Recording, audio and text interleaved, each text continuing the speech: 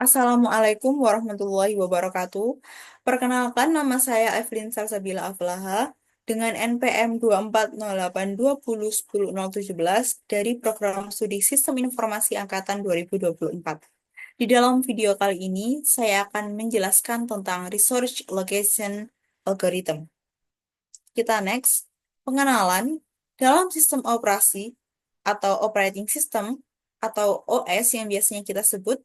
Resource Allocation Algorithm adalah metode untuk mengatur pemberian resource atau sumber daya seperti CPU time, memori, printer, hard drive kepada proses-proses yang berjalan. Apa sih tujuan utama dari algoritma ini? Nah, tujuan utama dalam algoritma ini adalah yang pertama, meningkatkan efisiensi sistem agar sumber daya terpakai. Yang kedua, menghindari deadlock. Apa sih deadlock itu? Deadlock yaitu keadaan di mana beberapa proses saling menunggu sumber daya yang tidak bisa mereka dapatkan, sehingga semuanya itu berhenti. Lalu kita next, Resource Allocation Graph atau RAG algorithm menggunakan grafik untuk merepresentasikan proses dan sumber daya. Proses digambarkan sebagai lingkaran, resource sebagai persegi 4. Jika ada siklus atau bundaran di dalam grafik, maka deadlock mungkin terjadi. Kita next. Nah, ini untuk komponen RAG.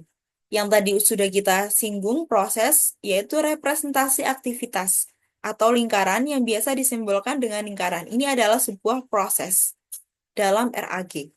Lalu yang kedua ada resource atau representasi sumber daya dilambangkan oleh persegi 4. Ini adalah resource. Lalu request edge dari proses ke resource. Artinya proses ini meminta resource R2. Yang artinya proses pertama meminta sumber daya kedua. Proses pertama meminta resource kedua. Bisa diartikan seperti itu ya teman-teman. Lalu ada assignment edge dari resource ke proses. Yang artinya resource ini, resource 2 sudah diberikan kepada proses. Yang artinya proses 2 sudah memegang sumber daya 2. Resource ini sudah diberikan kepada proses 2. Oke, paham ya teman-teman? Lalu kita next. Dan ini juga membentuk bundaran, seperti yang kita singgung tadi, deadlock. Kita next. Kelebihan dan kekurangan RAG. Kelebihannya, mendeteksi deadlock sebelum terjadi. Sistem bisa lebih andal dalam menghindari stuck proses.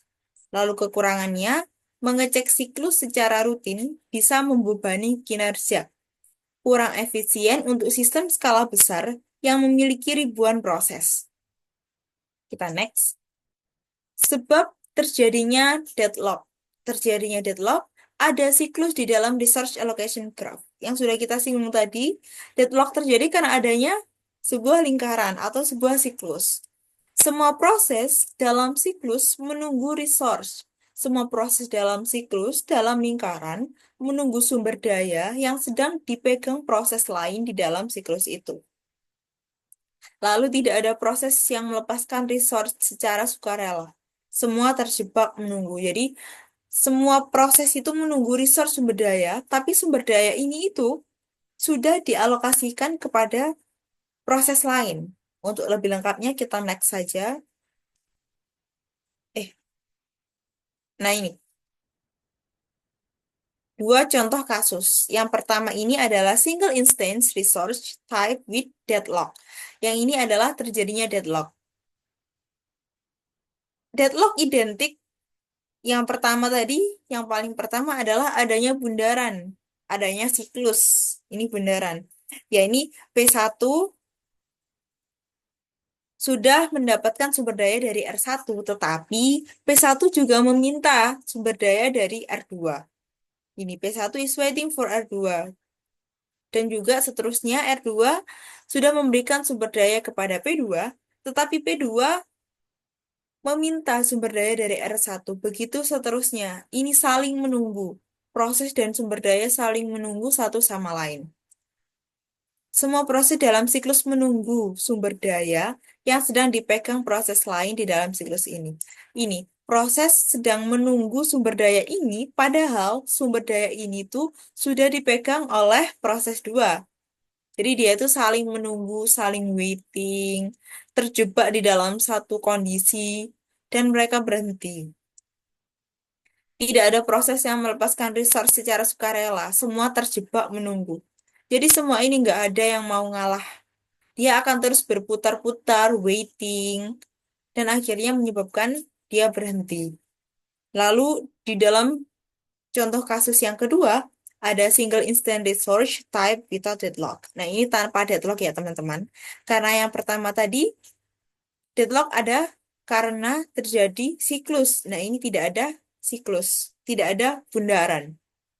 Lalu tadi deadlock karena satu proses menunggu sumber daya yang lain, tetapi sumber daya tersebut sudah dipegang oleh proses yang lain. Dan ini tidak termasuk deadlock, karena masing-masing proses sudah mendapatkan sumber daya dan tidak saling menunggu untuk mendapatkan sumber daya yang lainnya. Contohnya R1 sudah memberikan sumber dayanya ke P1. P1 sudah memegang sumber daya R1. Lalu ini juga R2 sudah memberikan sumber dayanya ke P2. P2 sudah memegang sumber daya dari R2. Jadi P1 dan P2 ini bisa melepaskan. Mereka bisa melepaskan resource karena mereka tidak tidak menunggu resource lain. Jadi mereka bisa melepaskan. Dan melepaskan ini bisa diberikan kepada P3 ini. Karena P3 kan ini sedang meminta R1 dan R2. P3 meminta resource 1 dan resource 2. Nah, P3 ini sumber dayanya bisa langsung diberikan dari lepasan dari P1 dan P2 tadi. Jadi P3 bisa mendapatkan sumber dayanya dari P1 dan P2 tadi. Yang dilepaskan dari P1, P2. Nah, ini P3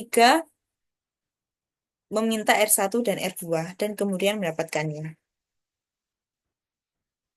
Dan ini tidak ada proses saling menunggu ya. Semua sudah mendapatkan sumber daya masing-masing. Lalu yang terakhir kesimpulan, resource allocation algorithm penting untuk memastikan kelancaran sistem operasi. Resource Allocation Graph atau RAG adalah teknik grafis yang sangat baik untuk deteksi dini deadlock. Walaupun efektif, RAG memerlukan biaya tambahan atau overhead untuk terus-menerus mengecek siklus, sehingga tidak terlalu cocok untuk sistem yang sangat besar. Dan kemudian ini adalah referensinya. Dan terima kasih sudah mendengarkan penjelasan singkat dari saya tentang Resource Allocation Algorithm. Sekian penjelasan dari saya, semoga bermanfaat.